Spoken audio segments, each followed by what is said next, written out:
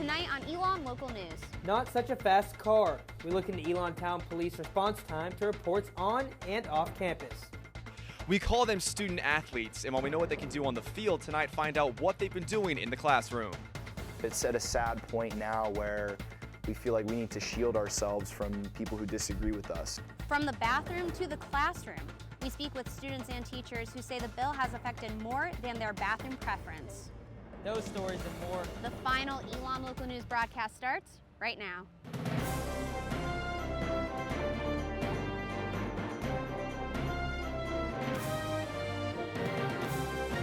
Good evening and thanks for tuning in to the last ELN Local News broadcast of the year. I'm Brianna McClelland. And I'm Rajat Agarwal. We begin tonight with problems facing our Elon Town Police Force. The town of Elon is often rated among the safest areas in North Carolina, but our Andrew Feather investigated how its growing population has affected its police force. Almost 40% of Elon students live off campus, but as the town and university populations have grown, the Elon Town Police Force hasn't. We're not at a critical mass like some departments. We're not overwhelmed, but yes, we want to begin. That's why we're looking at personnel, because we want to keep pace and get into a pattern where we don't have to play catch up.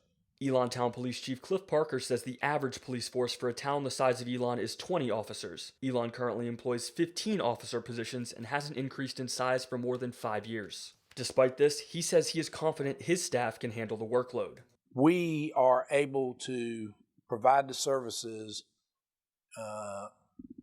that the town deserves and expects. According to records from Alamance County Central Communications, Elon Town Police has seen an increase in response times over recent years. The average time it takes from when a call is made to when police arrive has increased by nearly 32% over the last 5 years, from just under 11 minutes to almost 14 and a half minutes. This continues a trend which goes back as far as 2008, when Elon police arrived on scene in less than 10 minutes on average. Parker says some of this is due to human error, like logging issues, but says the department is also facing an increased number of calls as the town and Elon University grow. While we've stayed pretty much at our personnel levels, calls for service have increased, and so when you start adding that, then it can lead to a busier schedule. The town spends about 18% of its budget on the police force, a smaller percentage than nearby cities and towns like Burlington, Mebane, and Gibsonville. Parker says local police departments work together and cites a strong relationship with Elon Campus Police and other nearby departments. He says without them, his department would be in trouble. If we were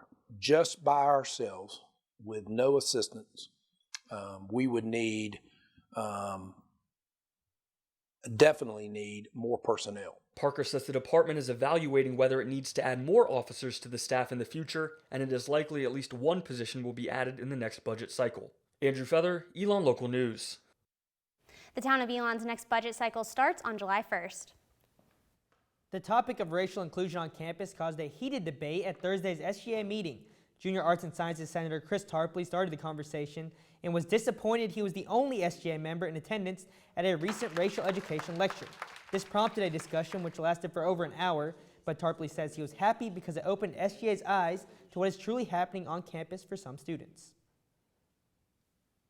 From it, and I think that's the most important thing, is learning from what was said and listening to the experiences of other people and understanding what this really is about for us, and that it's not just some fad, that it's just something we do once a year and then we move on to something else.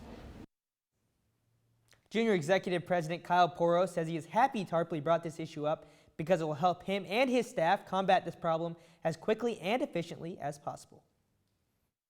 Just making sure that the way our system is set up is doing what it's supposed to do, and that our representatives are reaching out to their constituents, and that it's not just a bunch of talking heads in there, but people who are actually going out to their constituents, seeing what's going on around campus, and then bringing that to the room and taking action upon that.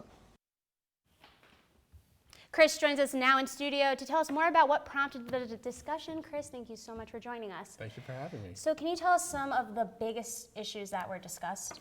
I think one of the biggest issues was, one, making sure that SGA is doing something to show the students that we actually care about the students and that we are interested in issues that are affected by them. I feel a lot of times, especially things with race, they sometimes get swept under the rug. And especially not just with students, black students, but students of Hispanic and Asian descent are sometimes swept under the rug even more just because they do not have the numbers. So I think that was a huge thing that was discussed, and also in what ways can people work towards combating these issues. And I think just bringing that up really helped people to understand how some students of color are feeling and how to better kind of discuss that in a better sense. And Chris, can you explain a little bit more in the meeting? What was the meeting like, and what exactly did happen during that meeting? What was discussed? So in SGA meetings, we have an open forum where anyone can talk, and after the race lecture, the professor, Dr. George Yancey, prompted me to ask SGA the question of what does their absence mean for our stance on race issues on our campus, and how does that translate to the campus? So I asked that question, and it has flowed out from there, and a lot of people were throwing out ideas, and I was very thankful for people to be able to say how they really felt so we could have an open dialogue and an honest conversation about the issue, and not just me talking at people. So a lot of people of color in the SGA were bringing up the issues and explaining how they felt, and also the white students were also saying how they felt and trying to understand what was really going on and how we actually felt. So that was an awesome experience. So Chris, tell us what happens next? How do we continue this discussion and conversation on ELN's campus in the next year to come? So what I feel like is a lot of people do a lot of personal reflection and really thinking about what are you doing to better this issue? What are you doing in your personal life to help students of color maybe feel more comfortable on campus, and how is your privilege affecting other students in your classes, in your clubs, and anything like that? So that's where I encourage everyone to do. And I also think just opening SG up for students, knowing students can come and talk to us about any issues, that we're a safe space to come and talk. And I think that'll also help us get a better grasp of what's going on with the students and having more of these conversations. Chris, thank you so much for joining us. Thanks for stopping by and taking the time to I really appreciate it. Thank you. Tonight, with our continuing coverage of House Bill 2, the Elon student government unanimously passed a resolution against the bill. Thursday, our Connor Del Prete looked into how some students are being affected by another resolution passed by a different group. Since House Bill 2 passed, Elon University has released 4 resolutions denouncing the bill. This includes a faculty resolution, which passed with 97% of those present. While many students at Elon may agree with the faculty's decision, Junior Taylor Schramm says the resolution is a reason why he doesn't speak up in class. It's at a sad point now where we feel like we need to shield ourselves from people who disagree with us. And that's how I feel as a conservative, not by choice, but because I've been forced to feel this way. Schramm is not alone in these thoughts. ELN spoke to 5 students who say they don't speak out in class about their conservative views to avoid being singled out, looked down upon, or grade reductions. Freshman Victoria Scott is one of these students. I noticed in class that she would push me farther to explain things than the other students. So whenever I'd bring up a Republican perspective into it, she'd use or different methods to say, well, why do you think that? That isn't necessarily right, and things like that. And she kind of put me in the middle of the spotlight all the time, which was a little uncomfortable. Elon professor Kirsten Ringelberg brings up issues like transgender rights in class and says while it may make some students uncomfortable, that's not necessarily a bad thing. I like the idea of classrooms being uncomfortable spaces in useful ways. In other words, that your whole life you've believed one thing, and now you're surrounded by people who not only don't believe that, but who feel strongly that it's not appropriate. You're in an environment now with those people, and you're going to be uncomfortable. How do you handle that? That's an educational, that's a developmental experience that I think is really an important part of college. But Schramm says the uncomfortable feeling in class just isn't worth it. Why risk it if you're a conservative? That's how I look at it. I feel like it's much less of a risk to write a paper from a liberal perspective than a conservative perspective. I'm passing it into a teacher, and I have done that at Elon just for sake of not wanting to be looked down on for views that I actually have. But for now, Schramm and Scott say they will continue to stay quiet in class while tensions across the state remain high. Connor Del Prete, Elon Local News. The eyes of the nation were on the Tar Heel State Monday as the North Carolina General Assembly convened for the first time since passing controversial House Bill 2. Our Gary Grumbach filed this report from Raleigh. Singing. They thought they'd distract us with a transgender law. Handmade posters. We've read the fine print and we know. And lots of chanting. Protesters and activists for and against House Bill 2 gathered in Raleigh Monday for an opportunity to have their voices heard. A day full of speeches, rallies, and a sit-in at the state capitol. Governor McCrawley, this bill does not represent equality for all mankind. Transgender woman and Charlotte-based preacher Deborah Hopkins says the law, now in place for over a month, puts her in an uncomfortable and even dangerous situation. Because you're forcing me now to go into a restroom where I know that I'll not only be harassed, or let alone I might become attacked, or even my life be taken. Hopkins says it's not just about LGBT rights. The law also includes issues involving employment discrimination and minimum wage. We really need to advocate equality for all and pay attention to jobs, housing, decent wages for all mankind. ELN freshman Amy Belfer joined thousands here in downtown Raleigh to protest House Bill 2. Everyone should have these basic human rights, and the government is taking it away from us, and we all need to stand together in solidarity to fight for human rights. Belfer worked as a marshal for the NAACP, handling crowd control. Though organizers stressed the rally and sit-in was symbolic in nature, Belfer says standing up for others' rights is worth risking some of her own. This is something I'm very passionate about because equality cannot be delayed. We need to fight for equality now, so I would be willing to get arrested. While Belfer was not arrested, others were. Protesters young and old voicing their opinions on this controversial issue. In Raleigh, Gary Grumbach, ELN Local News. A bill to repeal HB 2 has been introduced in the North Carolina General Assembly. No word yet if legislatures will vote on it during their short session, which typically lasts about 6 weeks. And coming up after the break today is another Super Tuesday, this time in the Northeast. Find out what you need to know before voting closes. One ELN student is highlighting some unsung heroes. Find out more coming up.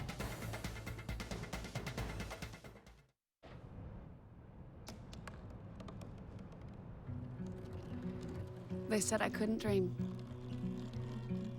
Called me a piece of trash and swore that's all I'd ever be.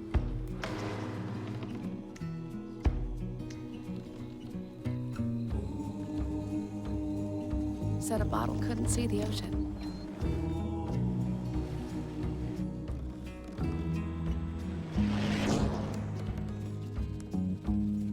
Give up. Go back to the dumpster. But I didn't listen. I made my way.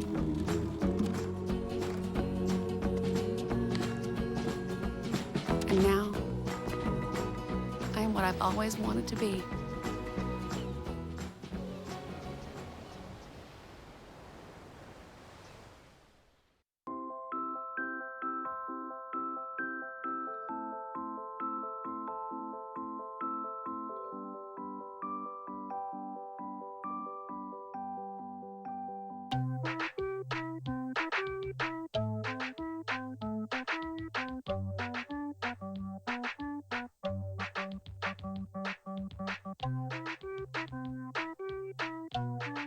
Start a story. Adopt at theshelterpetproject.org.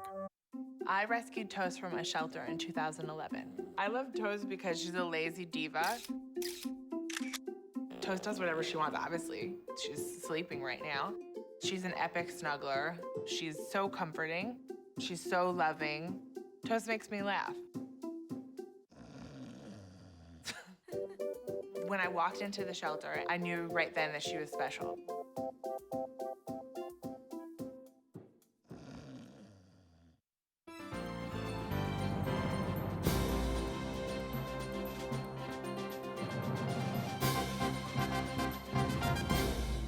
Another day, another political primary. Today is yet another Super Tuesday with contests in Delaware, Connecticut, Rhode Island, Maryland, and Pennsylvania. Although there are 5 states with primary elections today, Pennsylvania will be a very important state for the Republican race. PA has a non-binding loophole primary. This means out of the 71 delegates, 17 go to the person with the majority of the votes, while the remaining 54 are unbound delegates, aka they can vote for anyone at the Republican convention in July. These delegates may cost Donald Trump the election. He may have officially reached 50% support nationally, according to an NBC News poll, but neither of his opponents, Ted Cruz nor John Kasich, plan to drop out just yet. The two announced yesterday they plan to team up to block Trump's path to the nomination. Trump has responded through Twitter saying their partnership shows weakness. Hillary Clinton is expected to sweep on the Democratic side, leaving Bernie Sanders with no path to the nomination. Stay up to date with the rest of the presidential race through our social media at Elon Local News and our website, elonlocalnews.com. Former 2016 Democratic presidential candidate, Harvard University professor, and internet policy pioneer Lawrence Lessig visited Elon Law School today to record a live radio interview with Elon Law Associate Professor David Levine. Lessig is a political activist who supports state-based activism to encourage a reform in government and to rewrite the Constitution. Unless we can build a movement strong enough to demand Congress fix itself, by changing the way it funds elections, by ending the way it stupidly gerrymanders its district to protect itself from real competition, we won't have an institution that can actually work. Lessig is also passionate about taking a stand against climate change and says millennials should take a stand as soon as possible. You know, the issues of climate change aren't things that my generation is going to actually have to live with. It's issues your generation is going to have to live with. Lessig also addressed his arrest this past weekend. Lessig was charged with unlawful crowding and obstructing at a protest on campaign finance in Washington, D.C. While some students spend their surf day lounging by the pool at Mill Point or sleeping in, one student is sharing stories about those who don't get the day off. Ashley Boley has more. What I see here is an opportunity to tell the stories about the people who kind of go behind the scenes. Inspired by the popular Facebook page Humans of New York, Elon University junior Scott Powell decided to create an Instagram account called Soul of Elon. It highlights Aramark, physical plant, transportation employees, and construction workers on Elon's campus. They're really the people that make Elon possible. As a human services major, Powell sees social media as an opportunity to express gratitude to Elon's employees and share stories Elon students may not know. Powell searches outside for employees to feature, but it's inside where he finds his stories. Donald Cousin is the latest Elon employee Powell profiles on Soul of Elon. He is an Elon custodian. We do this every day.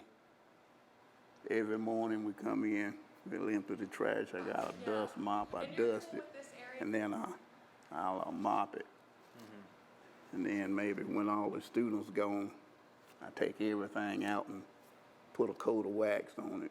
Cousin's hard work doesn't go unnoticed by Powell. He also asks Cousin about his life outside of campus. What did you do this last weekend?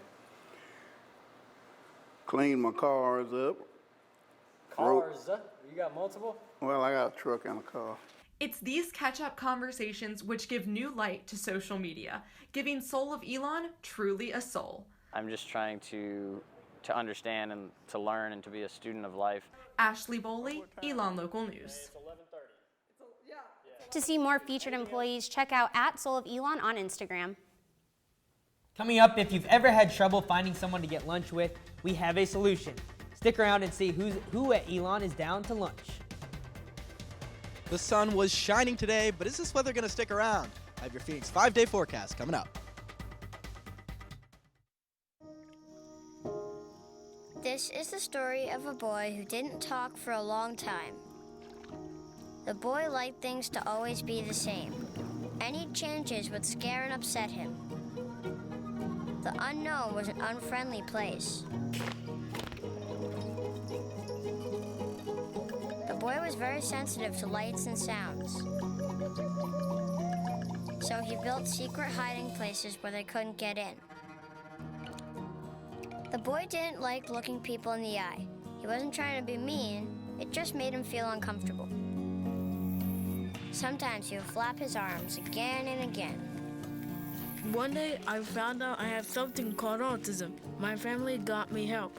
Slowly, I found my voice and learned all the ways I could live with it better.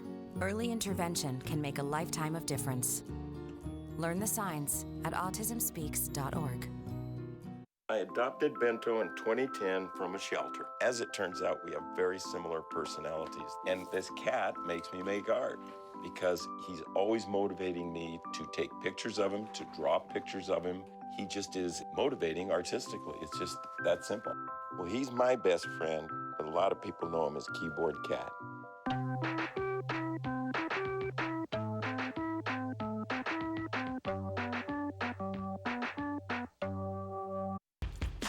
Alvin and the Chipmunks want to remind you, bacteria can hide in food and make you ill. Wow. But you can keep bacteria from ruining your day with 4 simple steps. Clean. I'm waiting for the rinse cycle. Separate. Cook. And chill. We chipmunks are notoriously tidy. Check your steps. The road trip to food safety starts at foodsafety.gov.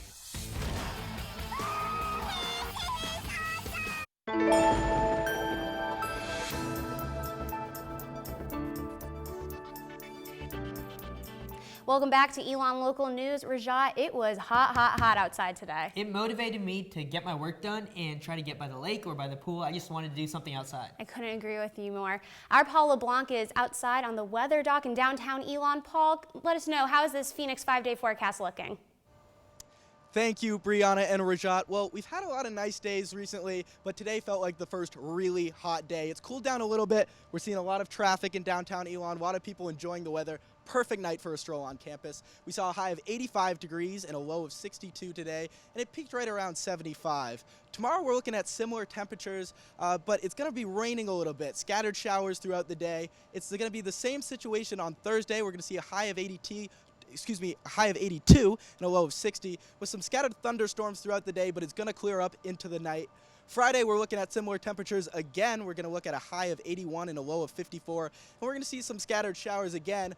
But luckily, by the weekend, we're going to be rewarded for all that rain and all those clouds. Saturday, we have a high of 78 and a low of 54, but it's going to be nothing but sunshine the whole day. Sunday, we're looking at the same thing, another high of 78 and a low of 54. It's going to be nice and sunny. That is your Phoenix 5-day forecast. Brianna and Rajat, back to you in the studio. Thank you so much, Paul. With all that nice weather, you're probably hoping to eat outside. And a new app has hit Elon's campus that can help make sure every meal is shared with your friends. Our Jackie Pascal is live in studio with your app of the week. Thanks, Rajat. To show you the purpose of this app, let's use this scenario. You're walking out of class and you're hungry. Your friends from class are all gone and you're left to eat alone. But what you could do, what if you could invite all your friends to come with you to eat in less than a minute? Here's where this app comes into play. It's called Down to Lunch. It was created by Stanford students, but has expanded thousands of college students across the country. And it's more than just lunch. There's options for dinner, studying, going to the gym, or just chilling. And you can also customize the where to Elon-specific places like Colonnades Dining Hall or the Route. And once you put in what you're doing and where, a notification is sent out to all of your friends on the app, inviting them to join you.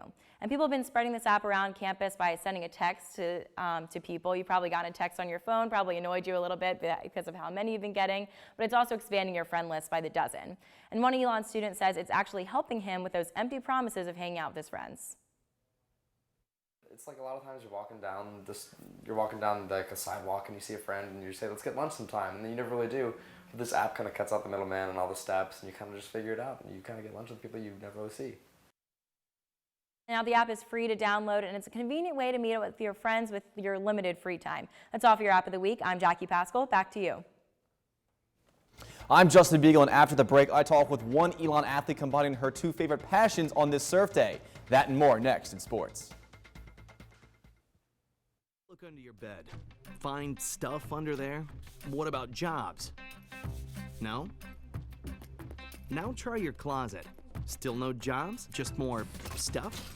Well, you really have both. See, stuff is defined as household articles considered as a group. Sometimes this stuff is no longer needed. Wait, no longer needed? That can't be right. Because remember those jobs you were looking for? Those are really needed. And they're the stuff inside your stuff. Our job is to unlock those jobs. And it starts when you donate your stuff to your local Goodwill. Here's how we do it. When you donate to Goodwill, we sell your stuff to provide job training for people right here in your community. So just by teaming up with Goodwill, you help create jobs. And isn't that worth parting with the leftover keytar from your 80s cover band? Goodwill. Donate stuff, create jobs. Hamilton was adopted from a rescue in 2008.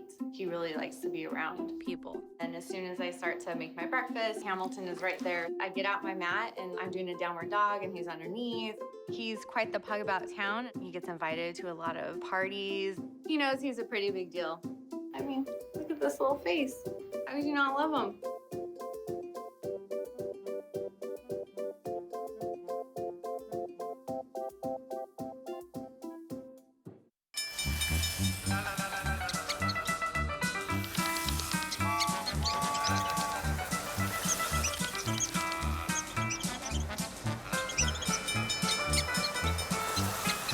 Kids will spend 15 minutes watching online videos like this one.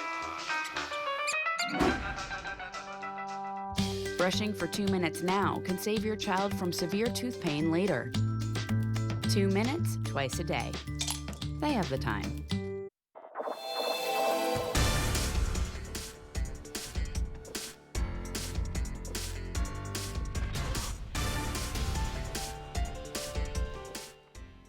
The Spring Undergraduate Research Forum, also known as Surf Day, gives students a chance to showcase their hard work every year. Students gathered in McKinnon Hall to hear presentations ranging from the Amazon trees to microbiology.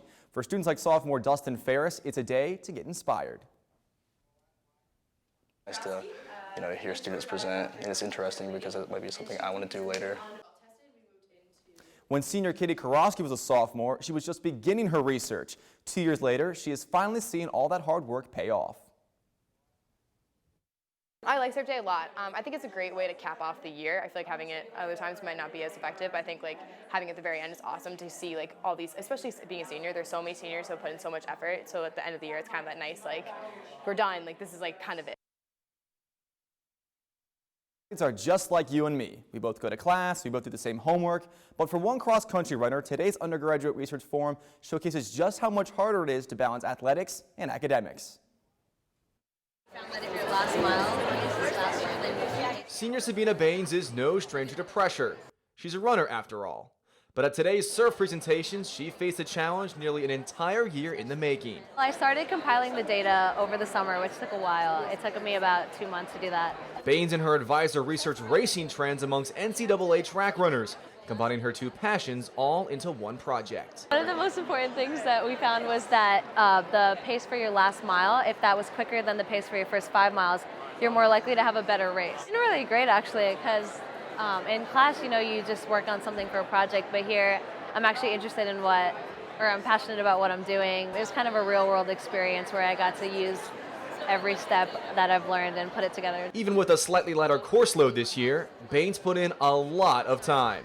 And much like competing in a race, not everything ran so smoothly. At one point we were having trouble finding significant results, so that was kind of hard. And sometimes the SAS program was really finicky. The presentation may be done, but the finished product is far from complete. I'm pretty relieved it's over, but we're still working on it because we're trying to submit a paper, so there's still a couple things that we want to analyze before we're through.